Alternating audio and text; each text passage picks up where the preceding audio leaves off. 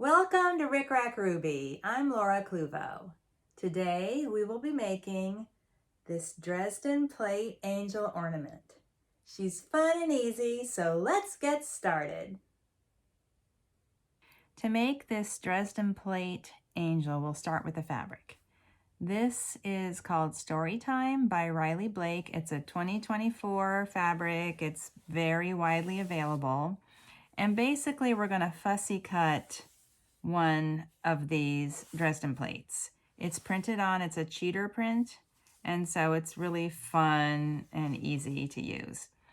I measured what would be the biggest circle that I could get without, cutting too far into these other plates, and I decided it was 7 1/4, so 7 1/4 inches. I found it hard to line up a paper pattern like this. I was always a little bit off center. So I decided to use a window template, and that made it a little bit easier to get everything well centered. The plates are fairly similar. There's a little bit of a difference in the placement of the little wedges, and then the centers can be blue, red, green, or pink. So I really don't have any preference. So here is my 7 1/4 circle. Like I say, it really is fussy cutting because you're coming so close to these neighboring plates that it's impossible to use those. So that's the way it goes. And then I just have, this is a reproduction of some kind of a 30s or 40s print, and this works for me. So I'm going to line these up, pin, and stitch around the entire edge with a scant 1/4 inch seam allowance. Again, I'm going to stitch all the way around. This is sewn, and now I'm going to trim the seam allowance with my pinking shears.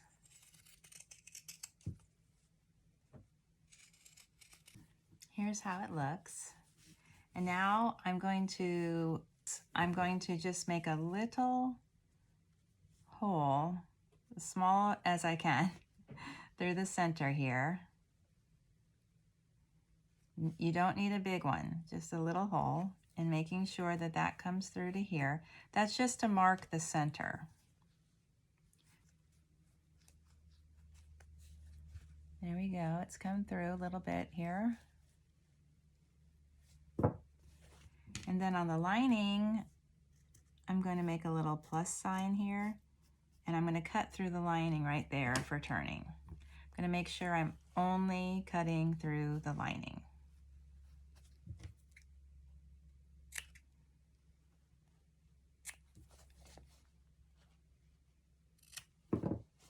So this is big enough to turn, so I'll turn this to the right side.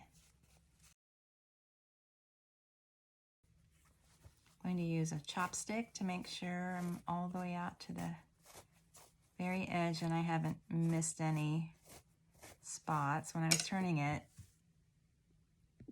And I have a cup of water here. I'm dipping my fingers into the water. That's why you're going to see some drops here. And I'm rolling the seam allowance and the seam to the edge just to make sure that's nice and flat and even, with the top on the top and the bottom on the bottom, and a nice round circle. Now I'm going to press this flat, and I'll be right back. At this point, it kind of reminds me of a pot holder, but without any batting inside. I need this little opening here, so that was not a mistake. I do need that. And then I've pressed this flat, and I tried to press these flat too, but I'm going to leave them. I'm not going to stitch them up or anything. Now I'm just going to top stitch around the edge just to, make the edge more secure. Okay, here's how it looks. I used off-white thread, so my bobbin thread is showing on the underside, but that's okay. Now let's assemble the actual angel. I have a 20mm face, and of course you can find the instructions for the face in my Focus on Faces video.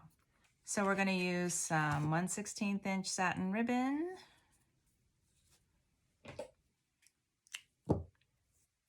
about 15 or 18 inches, 2 lengths of 6-inch wide tulle. Each one's probably 18 or 20 inches.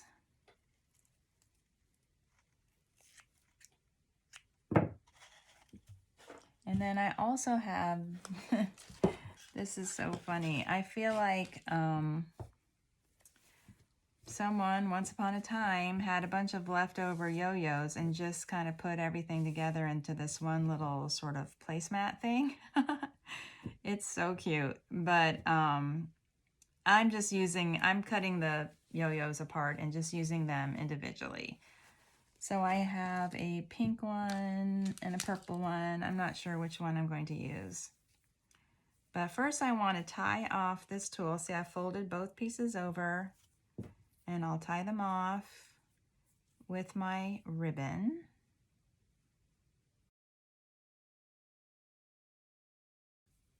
Great.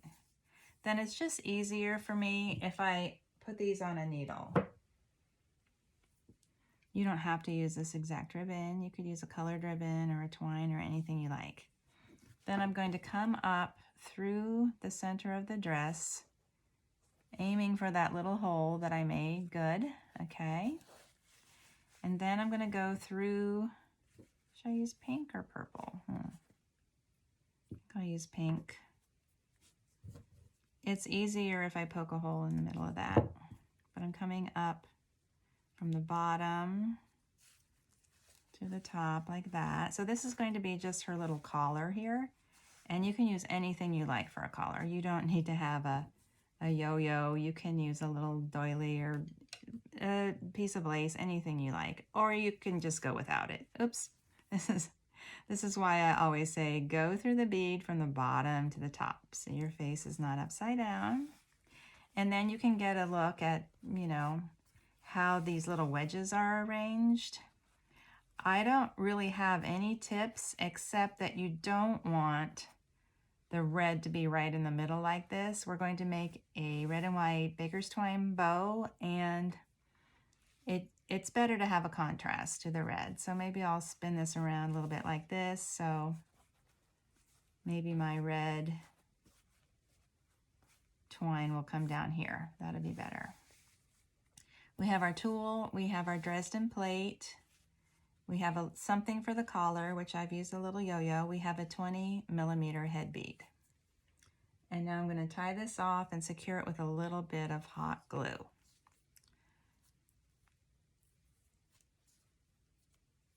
This knot doesn't do any good. I don't know why I always do it, but I do. Maybe I'll use this for the center. Then I'll add a little smudge of glue here, a little smudge of glue here, and I'll trim off the bottom of the tulle.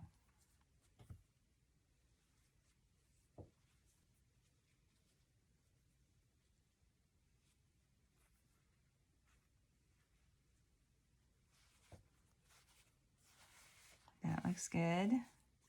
And I'm going to trim this off.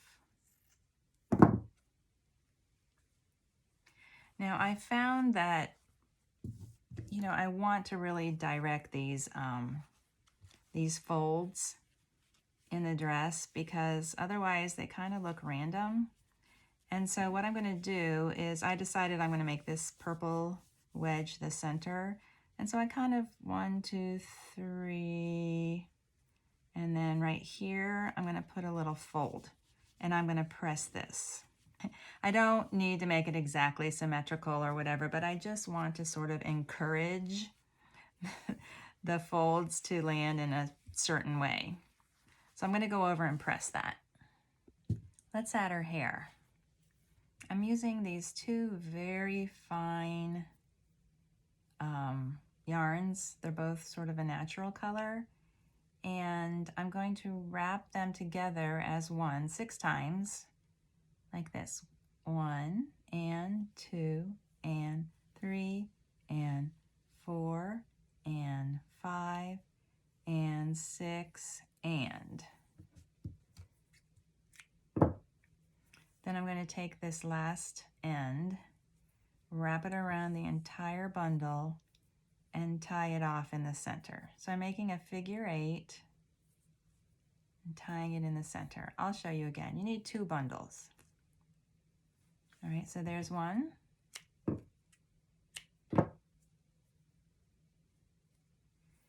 And this yarn is very fine. This is a loopy mohair. And this, I'm not sure what it is because I got it at the thrift store. But see, it's kind of like fuzzy. It's got a little fuzz on it.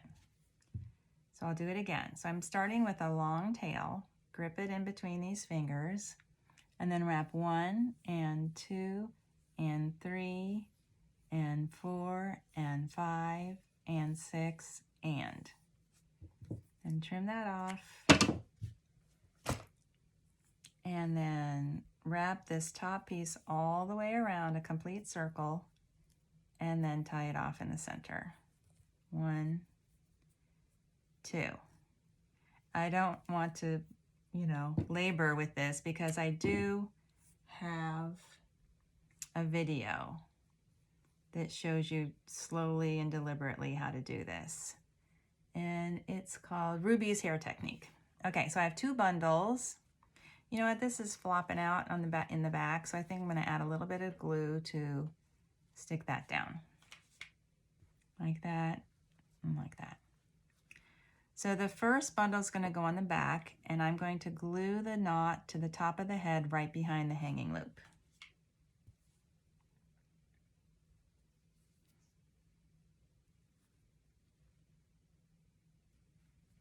And then I'm going to press the yarn into the back of the head like that. So I'll add like a circle of glue. I call it a penny of glue because it's a circle, but it's filled in. Like that. And then I'll just press the hair into the back of the head. Like that. And then in the front, I'm going to add a little bit of glue right in front of the hanging loop. And I'm going to press the center of this bundle into the front.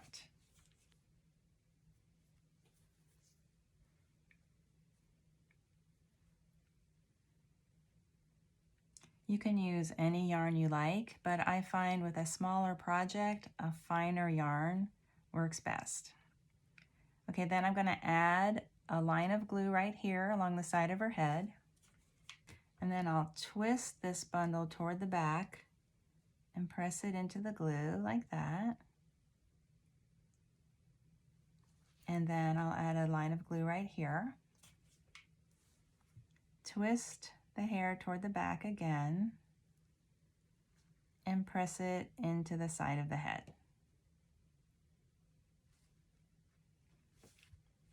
Then I can see I have a little bit of loose yarn here, so I'm going to add a little bit more glue and press that in.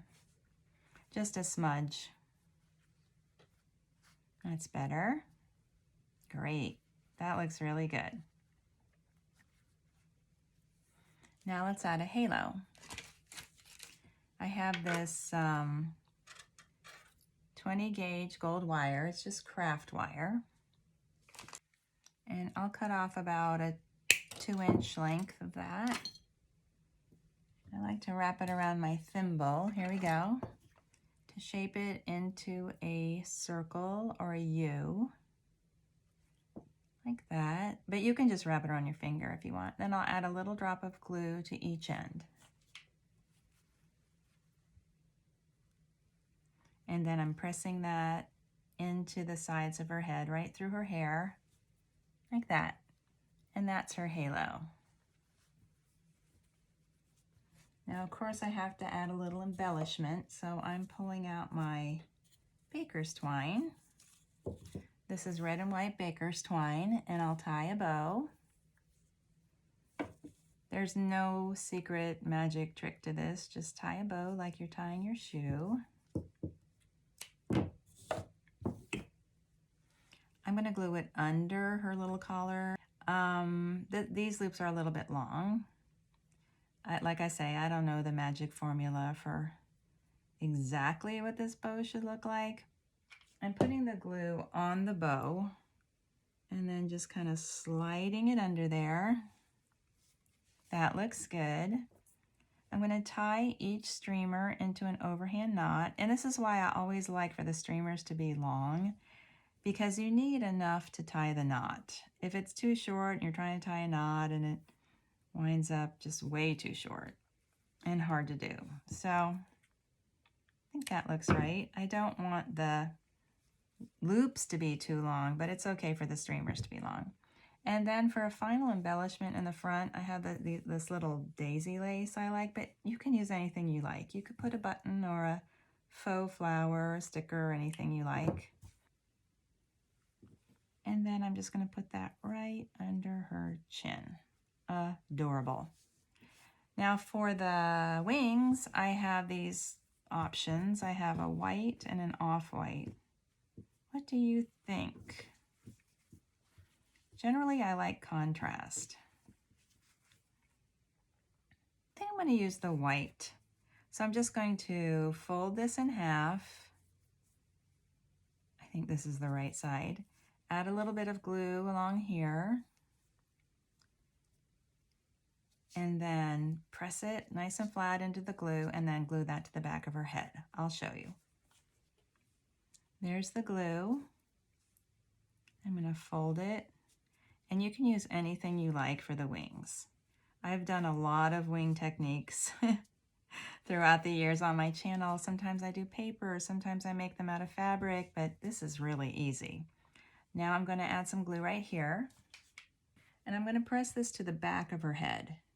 So that's important. Not down to the dress, but actually to the back of her head like that, so that you can see the wings and they're extending out on either side. The proportion looks good. And we're done. I'll show you a couple of others that I've made. This was my first one, and I mean, I think she's adorable, but you can see how there's not enough contrast between the print and the twine. I also used the more ecru colored doily for her wings, and that looks really cute too. And then this one, I was trying to figure out exactly how to get the folds so that her dress hung just right, and I worked really hard on that, but it's not that complicated once you know what to do. So anyway, they're really fun and easy. The Dresden Plate cheater fabric makes it really easy, and they turn out great. Thank you for watching my video. If you're enjoying my tutorials, please like, share, and subscribe.